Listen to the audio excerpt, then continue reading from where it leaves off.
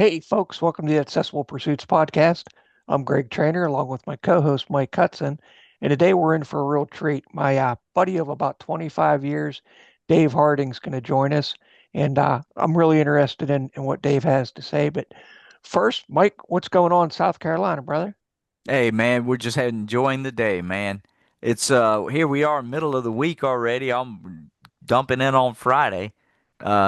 It's been wide open, Greg. We've had a ton of opportunity to be involved in a couple different realms of advocacy. It's just weather keeps flip-flopping, and so now we're waking up and it's been in the 60s. A little chilly for us guys here. We're not used to that much change early this year, but hopefully the weather's going to get right, but everything's going good, man. Man, it is a good week. We're finally getting a little bit cooler weather. Both Dave and I are here in Pittsburgh, PA, and it's in the 70s instead of the 80s and 90s. So Hmm. we're enjoying that. And I actually got a little bit chilly this morning, so I'm wearing a hat. Um, but Dave, we're really glad that you're able to join us today. And thank you so much for all you do for the disabled community and being an advocate, being an instructor, being an adjunct professor at the University of Pittsburgh for so many years, and most importantly, for being an OVR counselor. Why don't you tell us a little bit about, early life growing up? Give us the introduction for Dave Harding.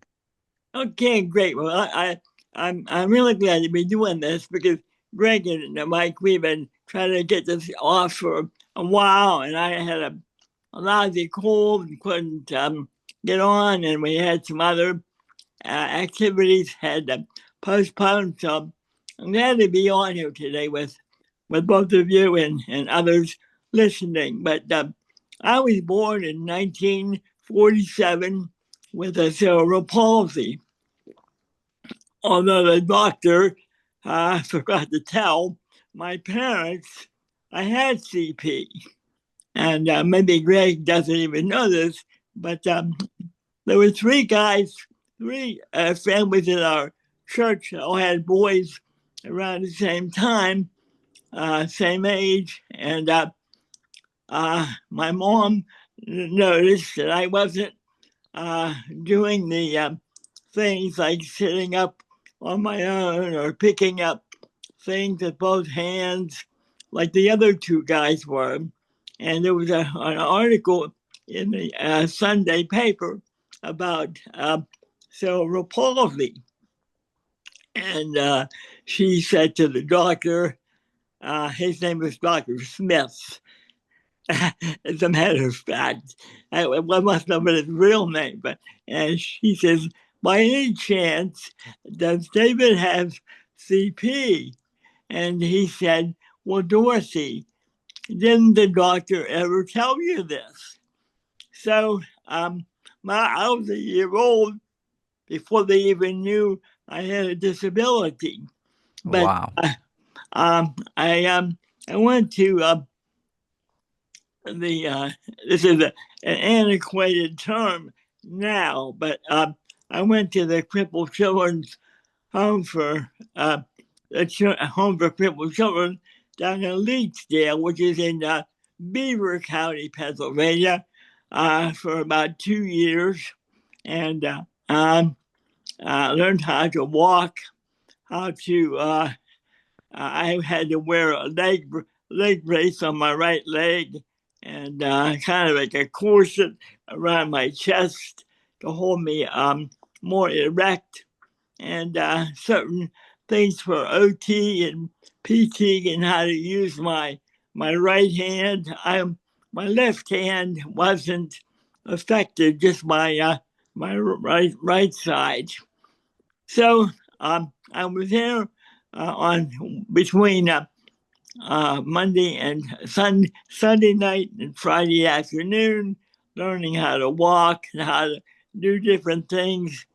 And I was allowed to come home on the weekends.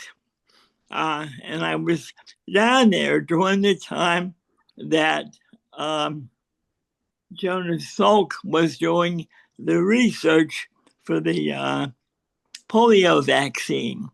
And so, come the time that I was ready to go to first grade, someone suggested I go to a school for kids with disabilities. And my mom was my best advocate. And she said, no, David's going to the regular public school with all the other kids. And that's what I did. So that's kind of my introduction to what we're going to talk about later. You know, you covered a lot of topic there, man, and being able to be at the kind of forefront of some of the stuff for processing with CP and going through all that. You know, we've been able to see you and chat with you before. Can you tell a little bit about the job and the career that you had, like with Pennsylvania Office of VR, and how that interacted with your personal disability? Well, I worked, before I got to OVR, I worked for about 20 years in two Pennsylvania state mental health facilities. I was, my job was to um, uh, talk to people with mental disabilities, and having them, if they had an income like Social Security or another job, they had to help pay for their own way. Well, people who are committed to a state facility, they don't want to be there in the first place, and then I have to convince them that since we're taking care of them, they have to help sharing cost of their care. So that was a real challenge. Some of the people who were considered by the physician as being incompetent, they really weren't too together. But so I worked in state mental hospitals for about 20 years, and then I got my chance to be an OBR counselor. I think that was 1992, or no, around in the early 90s. And so by the time I got to OVR, I had already worked for 20 some years within the state system. But Dave, I had the opportunity to meet you as a OVR counselor, and you were really life changing on a lot of the things that happened with me. And I just wondered how many people you think you had the opportunity to work with as a counselor, and maybe if you could share a story or two about a memorable case, not disclosing the person themselves, but you've done some incredible work at OVR before you retired there. I was wondering if you could share maybe one of your favorite stories of success or how you impacted an individual. well, aside from you, well, I sort of had to learn how to. I used to always have everybody take achievement tests and kind of get a report from the psychologist to see what they would be best suited for. And sometimes I would have the habit of suggesting what I thought that person should do. And I learned after the fact that I should not be suggesting my thoughts what they should do, but rather what did they think they could do. And so it was a learning experience instead of me planting an idea in the person's head.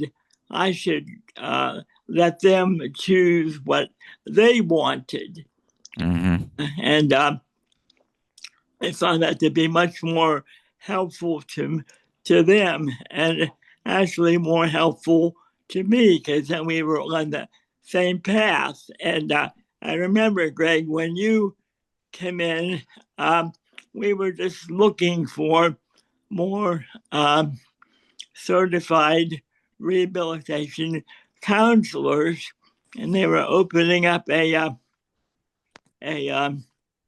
program down there in Pitt, and also one of the other universities. And I mentioned bringing in our director, Dawn Angelone, to meet you. And I was like a used car salesman, bringing in the boss to close the sale, so to speak. So when you met Dawn and we talked together for a while, I said to Greg, why don't you consider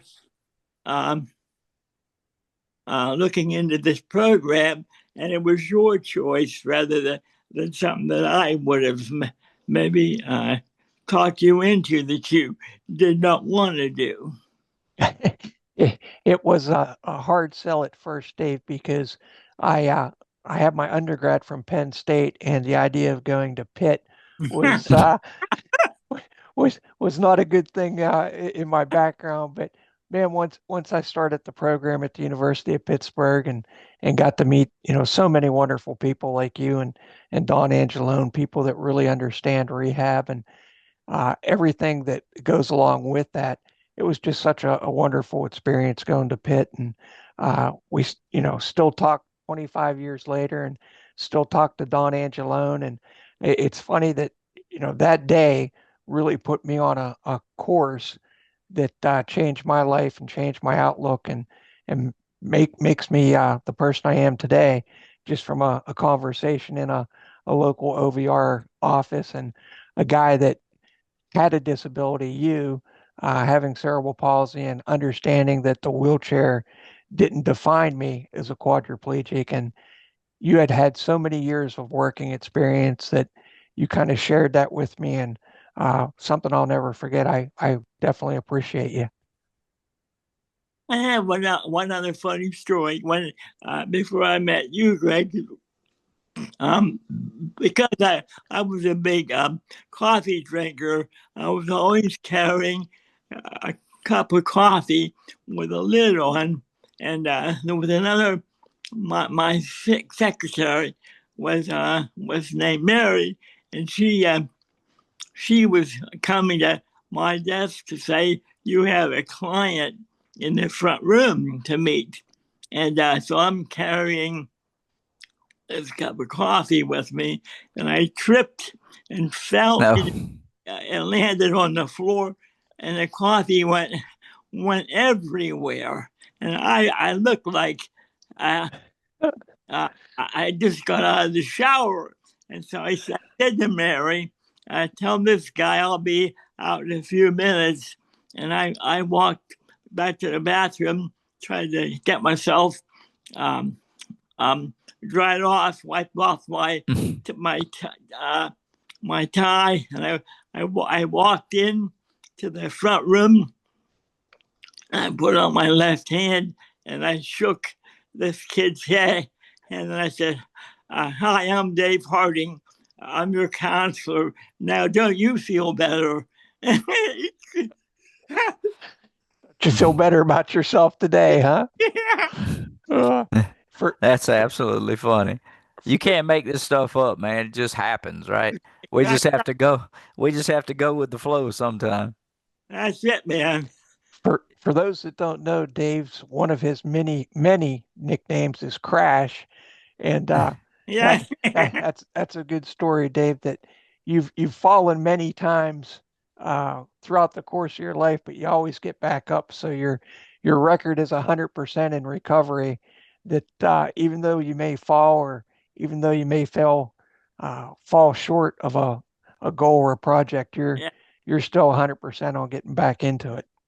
How I got that name? We were in Harrisburg for a meeting, and I once again landed on the floor, and my coworker Delphine, well, one late, I'm trying to get back up, and these three women who we didn't know, they were waiting for the elevator too. And then I said, you better watch out for this guy, ladies. He lays on the floor on purpose to look up women's dresses. Oh boy. Oh boy. Jeez. You getting down the road now. We have to keep an eye on you. You know, you brought up something earlier talking about the University of Pitt, and you being an adjunct professor there. How did some of that teaching and interaction with students, and then you coming in with a disability, can you explain any of that on how you helped impact some of the students? Whenever we were uh,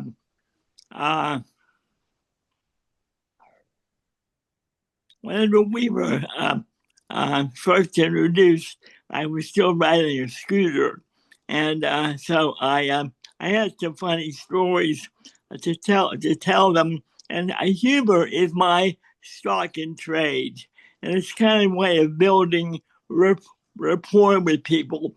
If you can laugh together, you can uh, um, kind of reduce some of the apprehension and tension.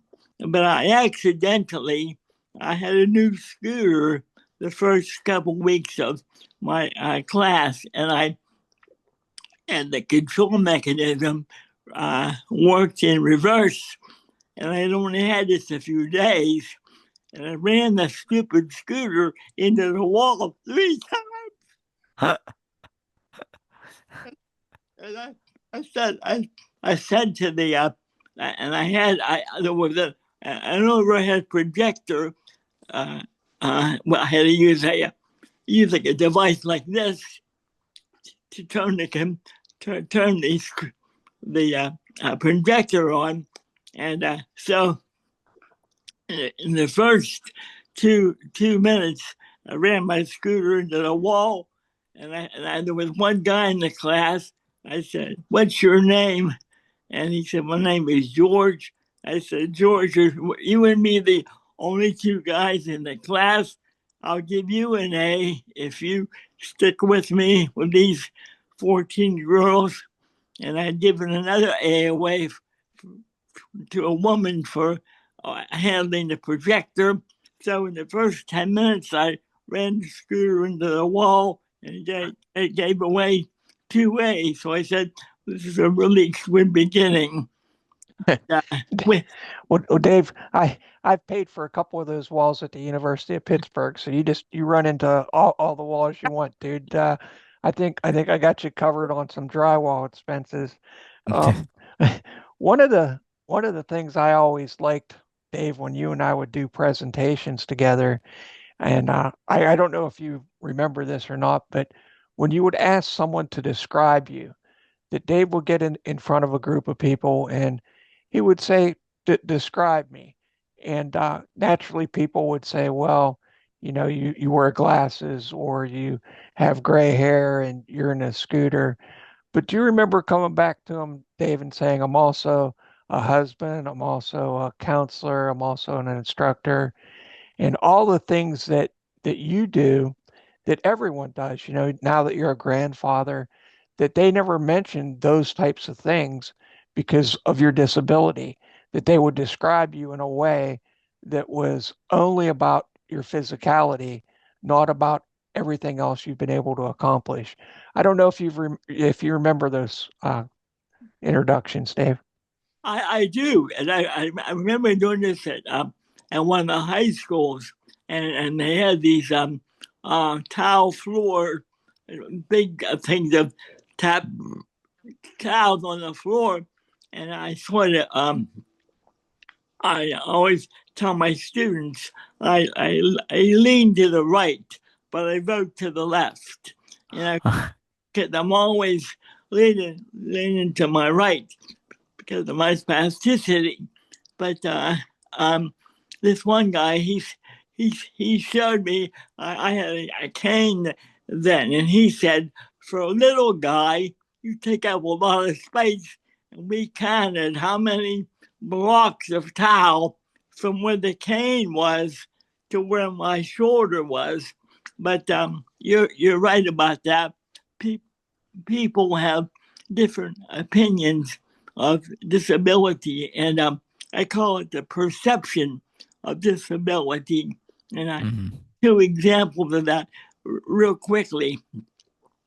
One day we were at Home Depot to get some flowers for the yard, my wife and I, and Sandy's legally blind, so we make a good couple, and so we were out there, and I was getting my scooter out of the back of the truck because I was driving then, and I out of the car, and I skidded on some gravel, and just then some lady pulled up in a car next to us, and she come over, and as I'm getting out of the car, she comes over and pets me on the head like a poodle, you know. And I said to Sandy, did she just pat me on the head like a dog, you know? And she goes, oh, God love him, he's trying to get up. Well, wouldn't anybody try to get up? So the other perception was I'd gone to a physiatrist for an exam, and I walked in with my cane, and he said, hop up onto the table because I can tell you're one tough old bird. And so there's two different views of a person with a disability. The doctor knew by what I could do that I was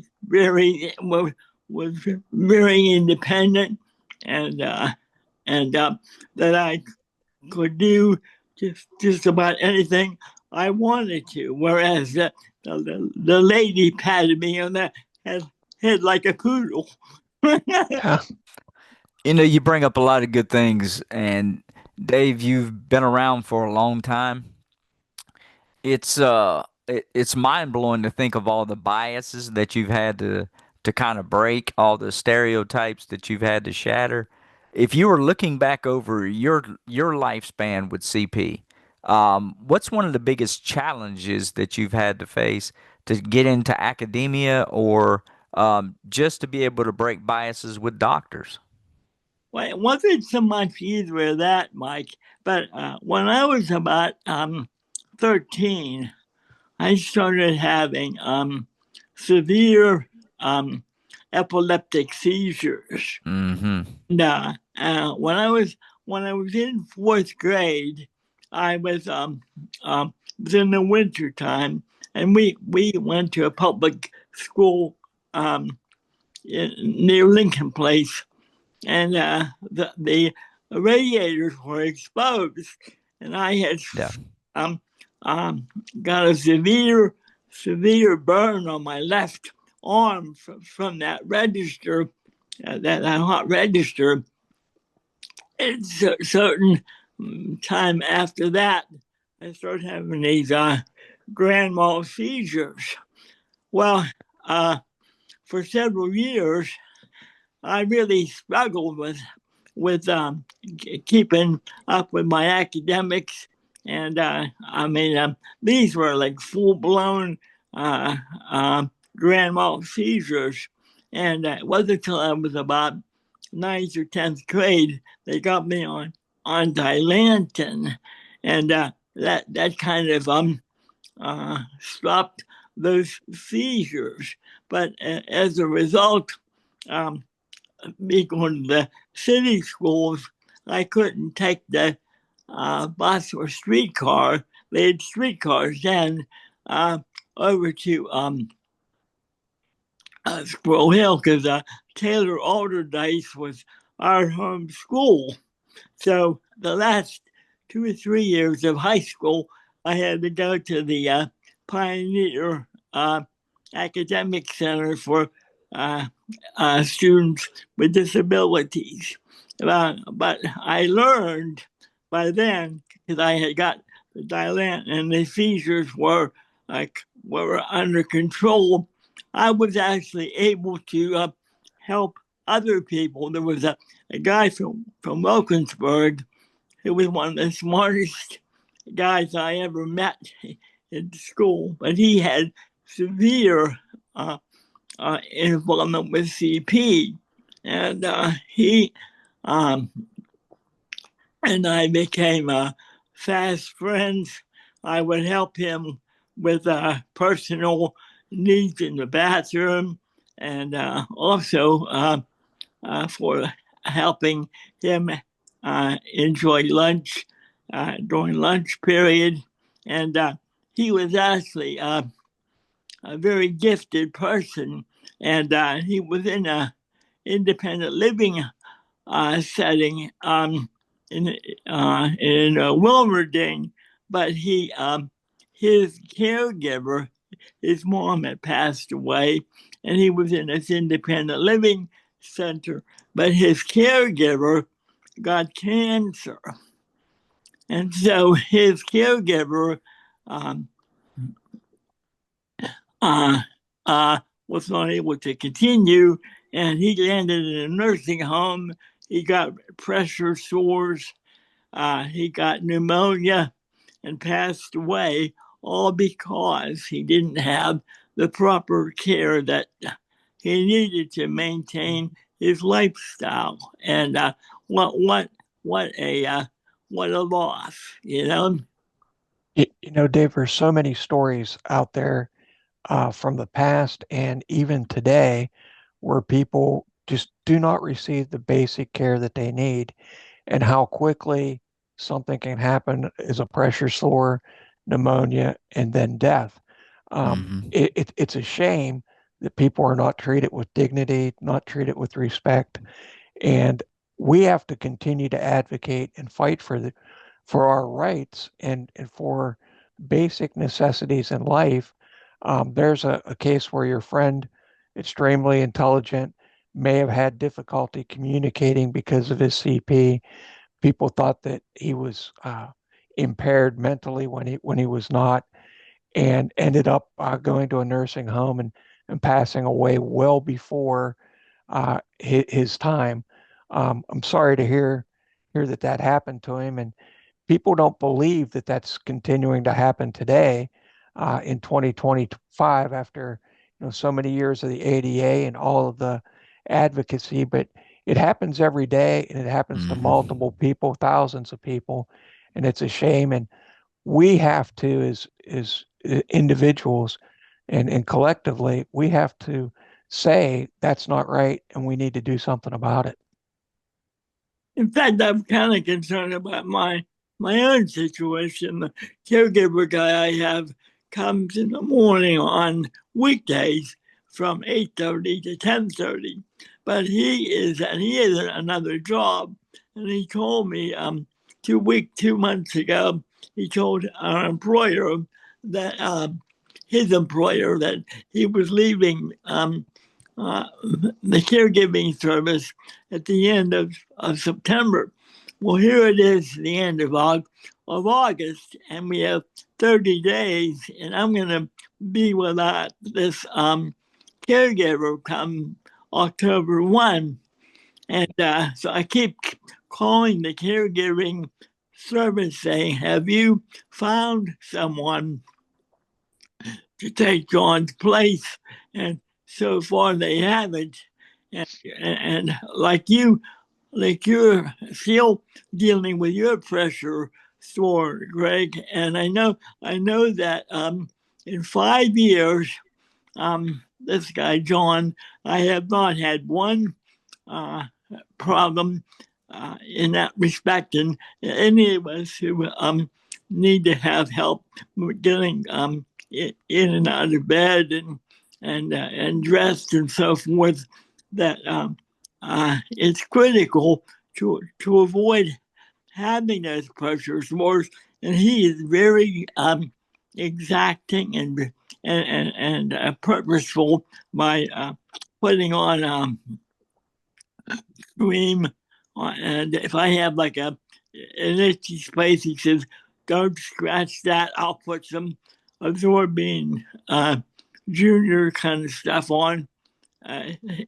So we all know how critical that is. You know, it's a shame how fast we can have negative effects come about, not only by our own disabilities, but by the lack of folks around us that really take the time to be able to pour into it. And I'm sure over the years you've seen that, not only with that one gentleman, but countless other stories coming from a counselor standpoint or a practitioner, a educator.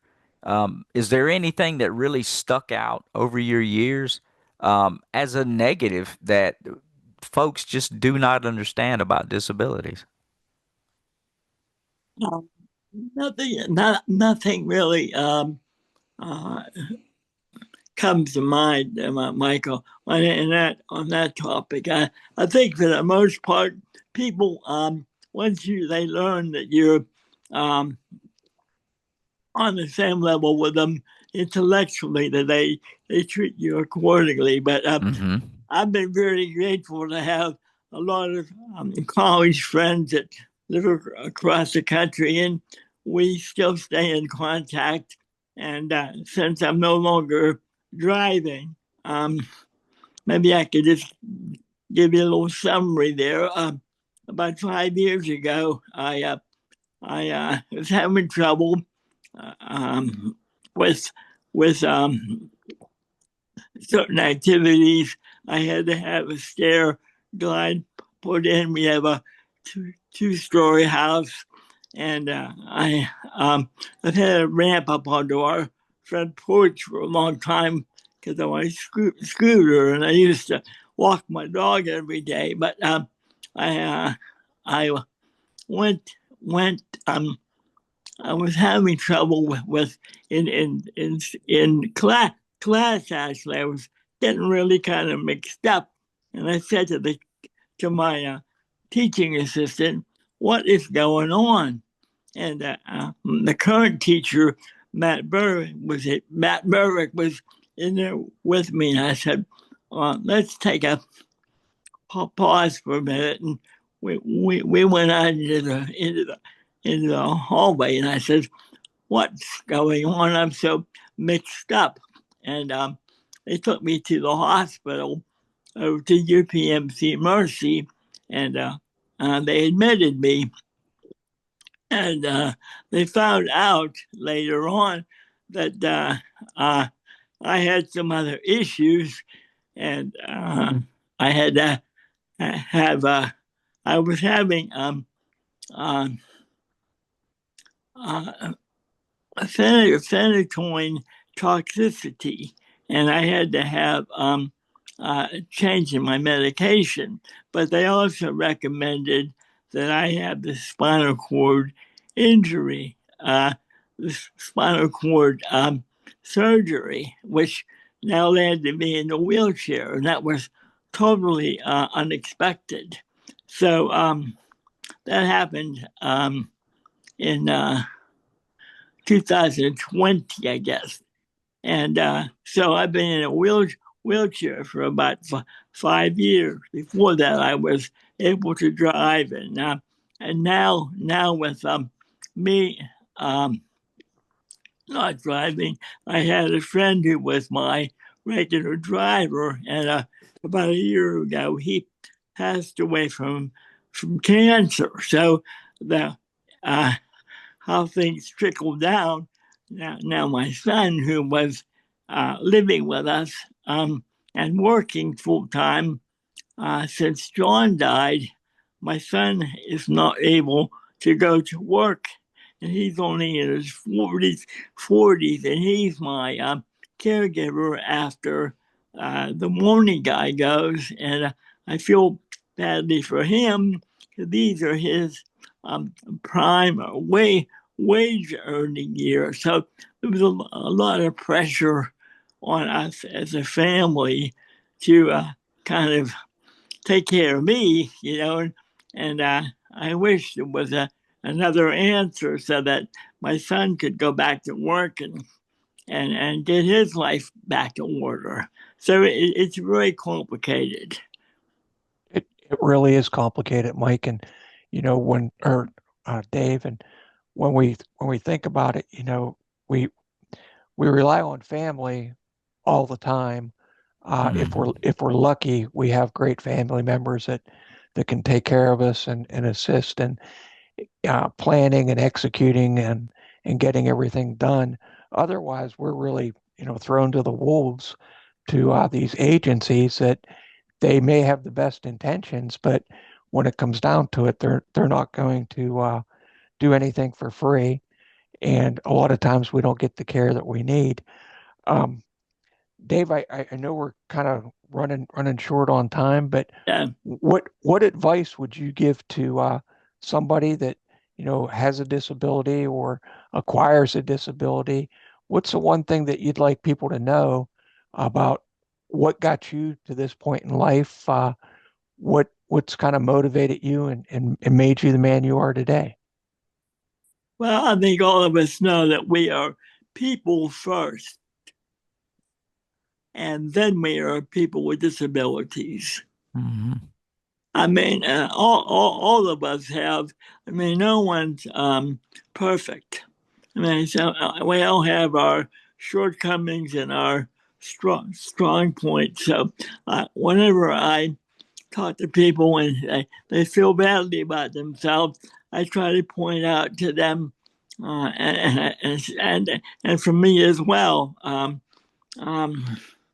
I try to point out the positive, accentuate the positive, and don't think about the negative things. People, other people will find the negative thing in us, and uh, I'm on Facebook now as a way of keeping in contact with different people.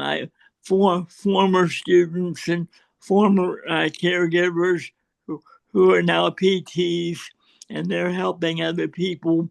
And so uh, don't let someone else make you feel uh, uh, something less than what you are.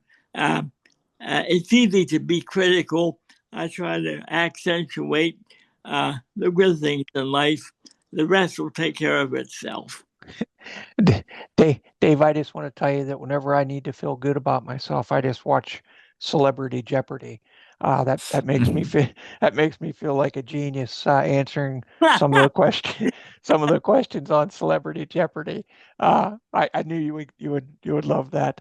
Mike, you wanna give us the last words for the podcast today? Yeah, man. Again, David, thank you for everything you do for advocacy and so many other people.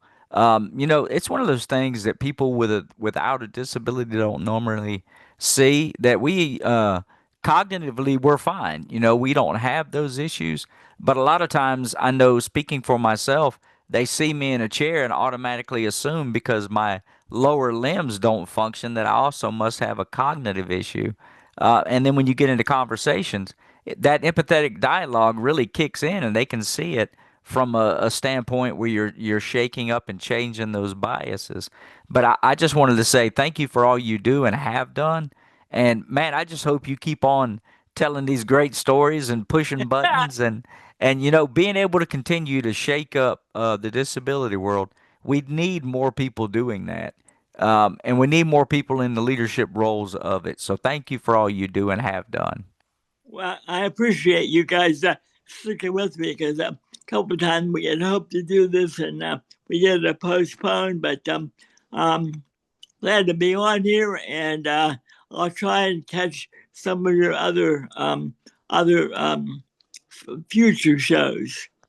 Well, Dave, we sure appreciate you coming on. And even more than that, brother, I appreciate your friendship all these years and your advocacy, the impact you've had locally, nationally, the number of people that you've taught, the number of people that you've impacted is just Hmm. huge. And I hope you realize that and know that we all appreciate you in the community and thank you for all you do. I'll say one last thing, guys. Let's go Pens. Yeah, let's go Ah, Pens. Hockey season's oh coming Lord, up. here we go. All right, folks. Well, thanks for tuning in to the Accessible Pursuits podcast today. Mike and I sure appreciate you listening. And Dave, thanks so much for coming on. And Great. folks, enjoy your afternoon. Will do. Take care, guys. Bye bye. Bye bye.